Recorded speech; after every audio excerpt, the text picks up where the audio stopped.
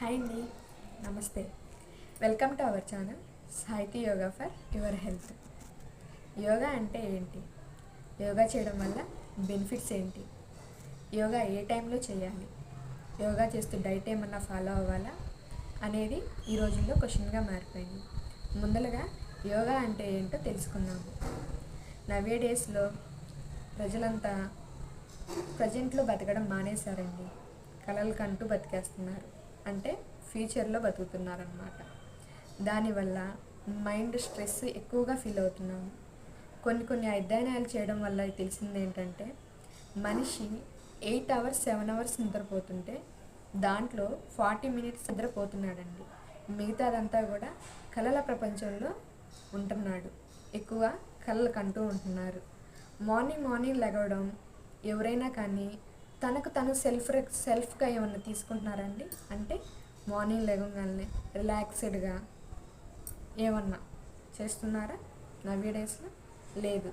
లెగడం ఏమనుకుంటున్నారంటే office work, ఇటు వచ్చేసేసరికి మదర్స్కి వచ్చేసరికి పిల్లల టెన్షన్, ఏం వండాలి, ఏం చేయాలి, వేసుకోవాలి, ఎలా క్యారీ చేయాలి అని అందరూ క్వశ్చన్స్ తోటే స్టార్ట్ అవుతుంది. కానీ రిలాక్స్డ్గా ఎవరి మార్నింగ్ అయినా స్టార్ట్ అవుతుందా అండి?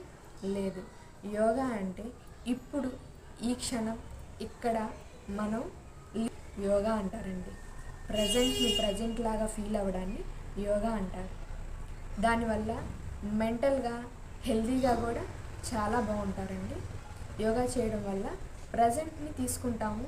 ఎక్కువ స్ట్రెస్ అయ్యే ఫ్యూచర్ని, పాస్ట్ని చాలా మట్టుకి మనము వదిలేస్తామండి. దానివల్ల ఎక్కువ మైండ్ స్ట్రెస్ అవ్వడం వల్ల మనకి హెల్త్ ఇష్యూస్ చాలా వస్తాయండి. మైండ్ అనేది స్ట్రెస్ కాకుండా రిలాక్స్డ్గా ఉండడం వల్ల చాలా హెల్త్ ఇష్యూస్ అనేది తగ్గిపోతాయి. కొంతమంది యోగాని మతం, కులం అలా కూడా చూస్తున్నారు. యోగా అనేది మతమో కులమో కాదండి. యోగా అనేది శాస్త్రం అంటే గణిత శాస్త్రము, భూగోళ శాస్త్రము ఎలాగో మనము తెలుసుకుంటున్నాము. యోగా కూడా అంతే అండి. కులము మతము అనేది ఇలా ఉండాలి, ఇలా చెయ్యాలి అని చెప్తాయి. కానీ యోగా శాస్త్రం అనేది అలా చెప్పదు. ఇలాగా మనం ఫాలో అవ్వడమే అండి.